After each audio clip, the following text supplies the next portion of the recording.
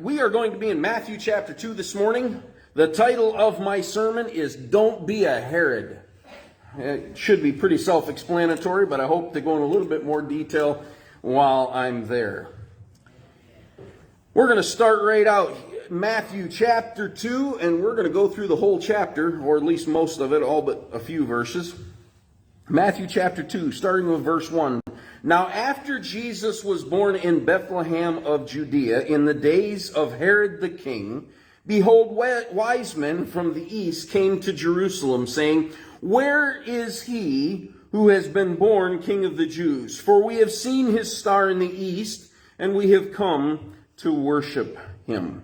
Now there's much more going on in the background behind what Matthew and Luke give us here in Jesus' birth. First of all, who was Herod? Herod, you can see Herod the Great is up there in the top left of your screen. He was a paranoid politician. That's the best way I know how to describe the man. He was born in Idumean, which means he was not from the family of Jacob, but he was of the family of Esau, Jacob's twin brother. He was not a Jew. He was an Idumean, which created problems because as you read through your Bible, how much did the Jews enjoy being ruled by somebody else? They never did, and they fought at every chance they got, and there was revolts all over the place, and that's the reason in 70 A.D., Vespasian came in and literally toppled everything because he was sick of them rebelling. Well, same thing here. Herod the Great was terrified of his fellow neighbors because he was ruling of a different family. When he was in his 20s, through political connections, he became a governor in a small little area. And then politically, he married well into a Hasmonean bride and then took control. He became the king over all Israel or Judea because he knew the right people and the right connections. He got to know the Caesars very well, and he got to know them so well, this will give you an idea. He was with Mark Antony when Mark Antony fought against the Caesars. He fought with Mark Antony, and Mark Antony lost. So Herod got in a boat, went all the way to Rome, and said, Listen, I know I fought for the other guy, but I was only doing it out of loyalty, and wouldn't you love to have someone so loyal to you? And Caesar was so impressed with his response. Instead of cutting his head off like he should have done and saved Israel and a lot of people a lot of heartache, he let him stay and rule. He knew how to talk, and he knew how to maneuver strategically. He went to war with the Parthians, which were essentially from the Medes and Persians. The Persians were from the east. And he fought against them with Rome so that Rome could control Israel. And he won that battle, but it was very difficult. He was so paranoid of his neighbors, the Parthians, and the other Romans that were trying to take his spot, he would literally kill anybody. They said it was better to be a pig than a family member in his family because you stood a better chance of being killed as a family member than a pig in the meal. Yeah. That's how bad the guy was. It was so bad that the Hasmonean wife that he had, he thought she was plotting against him, so he killed her. And then, just to make sure there was no bad blood in the family, he killed the only 2 sons that she bore him too. It's the kind of guy he was. 3 days before he was going to die, he took his heir and had his head cut off. Yeah, he was a great politician. He would not let anyone come to take his throne. He was extremely proud, and he wanted to show off at any chance he had. And honestly, before going to Israel, I knew all of these stories. But when I saw the opulence in which he lived and what he built, it made me hate the man even worse than I did before. He built great marvels, and that's the reason he's called Herod the Great, because he built great marvels. Like you see here, Caesarea Maritime, he built so to show off to Caesar this absolutely massive port out in the water that was a marvel in its time to build. It was amazing, and we saw it and walked through it. He also built Masada, which is in the next slide.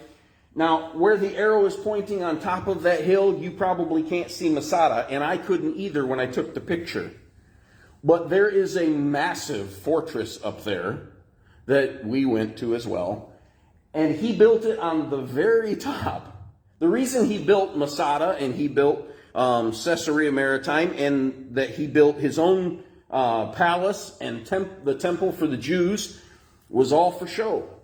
And he also built the Herodian, which we'll talk about in a minute.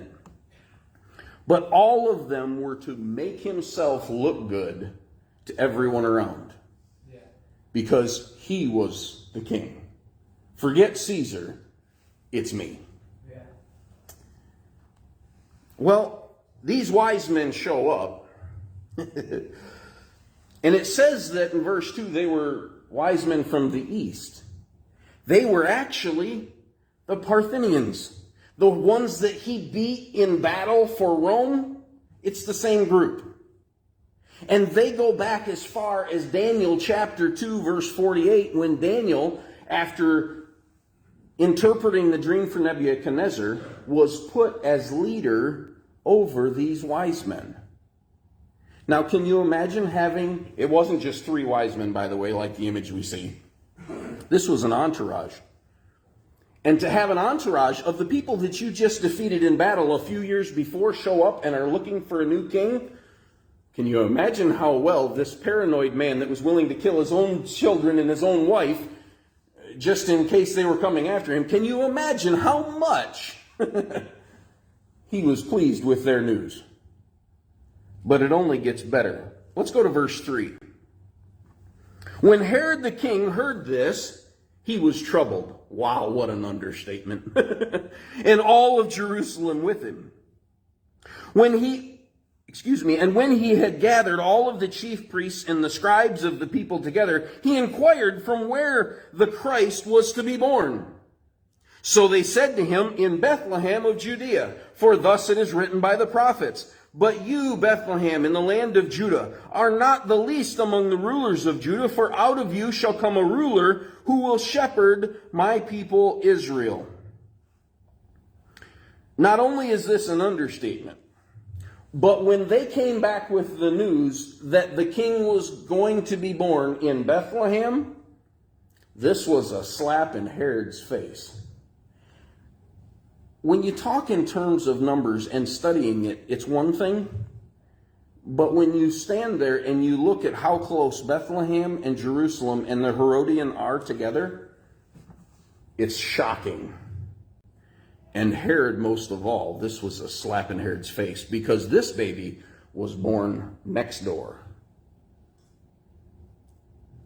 This was close. Now, in the next slide, Herod built this massive palace to himself, and they called it the Herodian. It looks like a volcano, and when he built it, it was the 3rd tallest palace anywhere in the known world at the time. It's amazing. It was, even 2,000 years later, to walk through it and to see the opulence in which he lived. Stucco, he has blocks and then stuccoed walls that were still painted to this day. It was amazing. I'm standing from where you see these pictures. I'm standing on top of it. The one on the left, that's Bethlehem.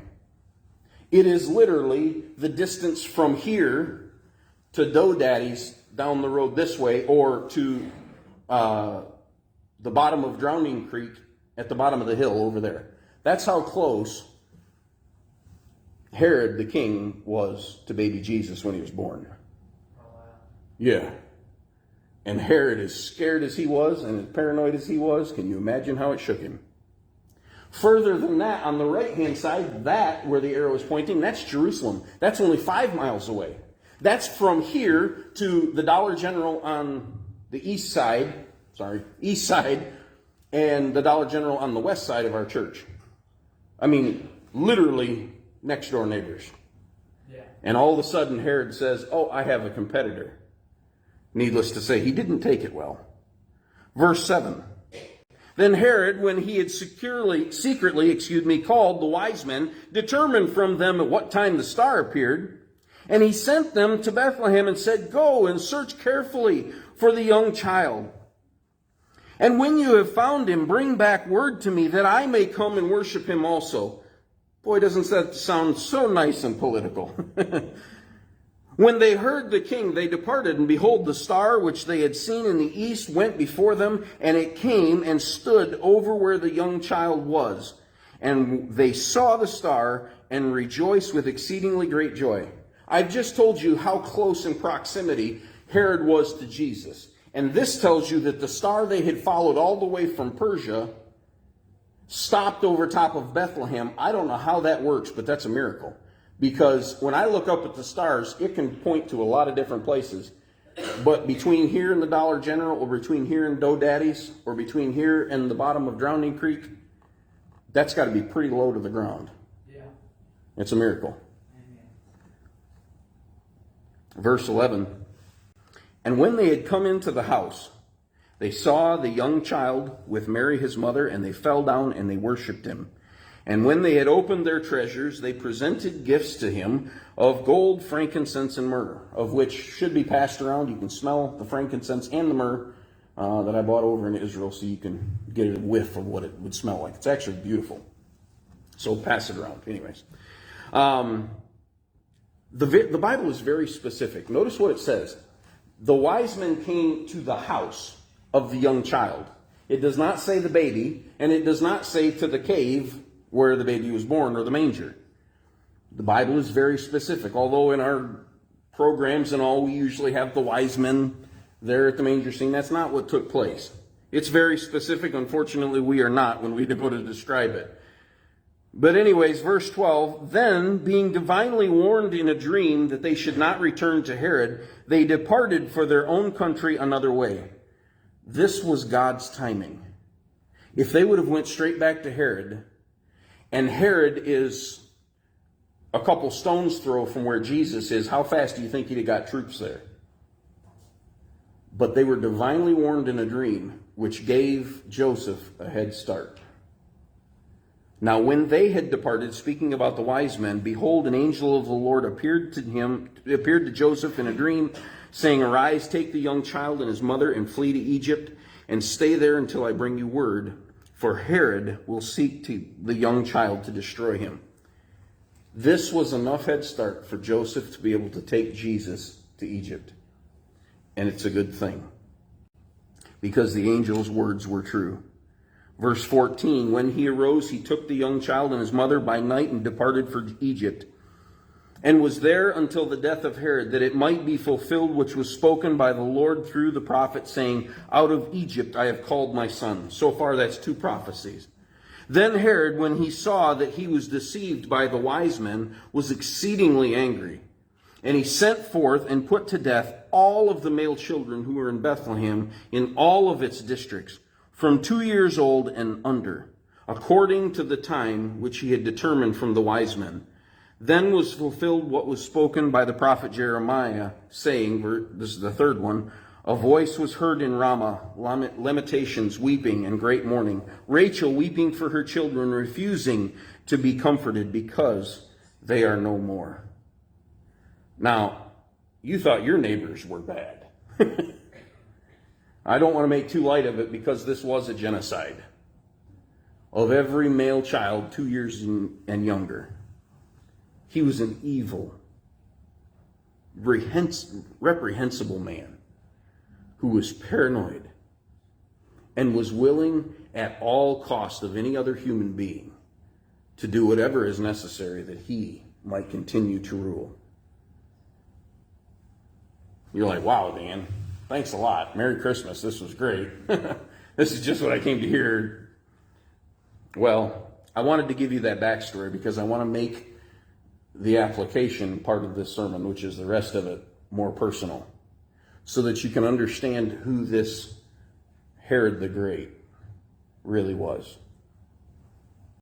As was said, he was a great builder. He built massive edifices to impress the Caesars and to stroke his own pride. Caesarea Maritima is an amazing place. chariot races. His palace of opulence was amazing. I just cannot express seeing what was left over after 2,000 years. I can't express to you in words how amazing his building process was. He built Masada up there way up in the desert mountain. He had enough food in Masada to last 1,000 people 10 years. That's how much food he had up on that mountain. He built the temple, and that's the reason the Jewish leadership praised him, because of the wonderful temple that he built to them. Unfortunately, it does not exist anymore because it was destroyed, not one stone on top of another. Right. His palace was beautiful, and then he built that goofy Herodian right in the middle of his kingdom. Now, in the next slide, you will see barely a picture. If you look right in the middle of it, this is actually Palestine where we're driving through, and the one little peak that sticks out by itself, that's the Herodian. It's taller than anything else around. You can literally see the Dead Sea, which is about 15 miles away. You can see the Dead Sea from the top of it. And that is short because it had 30-foot tall walls that he would later have destroyed and bring down low. It was taller than what you see on that little picture there. And at that point, I'm 5 miles away. It's an impressive structure. It was absolutely next door neighbors to everyone that would want to kill him. And there was a reason for it. He built these massive structures, these massive palaces and strongholds, so that if he was in a battle, he would have his people take the land, they would come up and attack, and he would retreat to the next place down. And he had 4 different ones that went all the way down to Idumea, his homeland. Sacrifice everybody that is necessary so that he might continue to rule. That's the kind of man he was. The third highest place in the world, the third highest palace, in the world at that time. The Caesars came and were absolutely impressed with the work that he had done and wanted to continue to keep him in rule because he was doing such a great job. If they only really knew what was going on. Everything he did was to be seen, to be feared, to be revered, to be remembered. When he died, in the next slide you'll see, they made a massive mausoleum on the side of that Herodian. They put his ossuary, his box, they put him in it with all of his crown jewels, had this massive ceremony where he was buried, and they put him in this huge structure. And then he had it ordered, 3 days before he died, he killed his heir, had his head cut off. But then when he died, he had it ordered that they would destroy this Herodian. Like I said, it stood 30 foot taller than what it actually showed in the pictures. He had it all destroyed so that the only thing you would see is his burial tomb. What a proud jerk. It was ridiculous. But here's where I'm going with it. Within the first 100 years of his death, what you see there is absolutely destroyed. And you see the rocks on the right hand, or on the left picture on the bottom? That's all that's left. They took his ossuary, his little coffin, and broke it into 1,000,000 pieces. Took his body and distributed it everywhere so nobody could ever find it. Took his wealth and melted it down for their own pleasure within 100 years. They took that big edifice that you see on the right-hand side and literally took it down to stones you could throw. All within 100 years. But here's what got me out of it. In this left picture that you see, on the bottom, you see what's left of his burial tomb. But if you follow along the line of that pitch and the peak there, you see the little towns, the little town up on the left-hand side with the little buildings? That's Bethlehem. This mausoleum, looking over Bethlehem to the left, within 100 years, he's gone. All of his riches, all of his splendor, his power, his grandeur, it was all usurped by a child in a manger. Verse 38 of Matthew chapter 10, Jesus said, "And he who does not take his cross and follow after me is not worthy of me. He who finds his life will lose it, and he who loses his life for my sake will find it. He who receives you receives me, and he who receives me receives him who sent me." Of Matthew chapter 10, Jesus said, "And he who does not take his cross and follow after me is not worthy of me. He who finds his life will lose it, and he who loses his life for my sake will find it. He who receives you receives me, and he who receives me receives him who sent me." Herod had everything in the world could offer. He lived his life in every way like the world would tell you to do to be successful. But his life was painful, fearful, and paranoid. It was a wreck. He wanted and did all that he could do to have Jesus' life. But he did it his way. And he achieved none of it. Christ lived his life his Father's way, and he achieved all of it.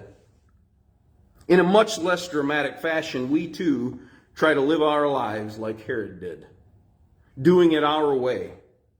I know what the Bible says, but I think I can. And then you fill in the blank with what you think you can do.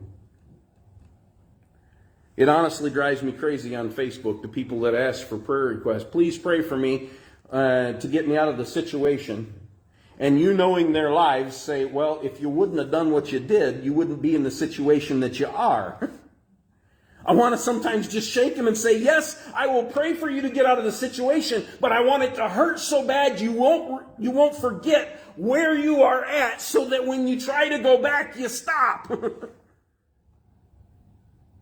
Herod, the paranoid, evil man that he was, killed whoever needed to be so that he could keep. He lived his life in such a way that it destroyed his life, not saved it.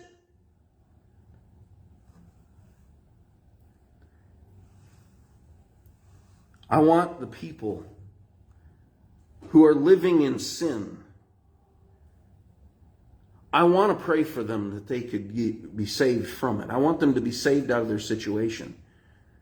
But I want them to hurt enough to not go back.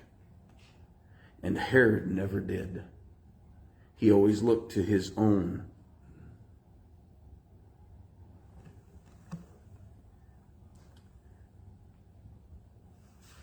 Herod the Great thought highly of his abilities and his power, and he spared no effort to impress the world with his greatness. He was a schemer who feared the loss of his power and ruthlessly destroyed all potential rivals with incredible cruelty and no remorse. Jesus, the Messiah, the King of the universe, sought first to do the will of his Father in heaven, to please and honor and glorify him. Jesus also came to bring people abundant life, which required him to lose his own life and then be resurrected and return to heaven. Jesus was born in Bethlehem while Herod was born in Edom. Jesus, the Messiah, was sinless. Herod, the King of the Jews, was a cruel tyrant. Herod's earthly power was awesome, but stored no treasures in the kingdom of heaven. Jesus had none of the power that the world could give, but his power in heaven was beyond comprehension.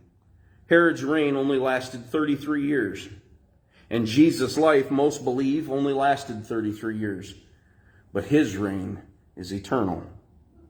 Jesus gave his life and ministry as a sacrifice so that the world would know God. But Herod's life revolved around sacrificing others in order to bring glory and honor to himself.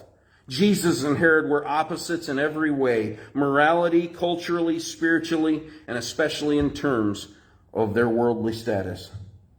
Ultimately, Herod's glory and strength were forgotten. Few people remember the accomplishments of this proud king. Rather is remembered as a paranoid tyrant, a man who killed all of the male babies in Bethlehem as an effort to save his own power. Jesus' legacy continues to impact millions of people throughout the world.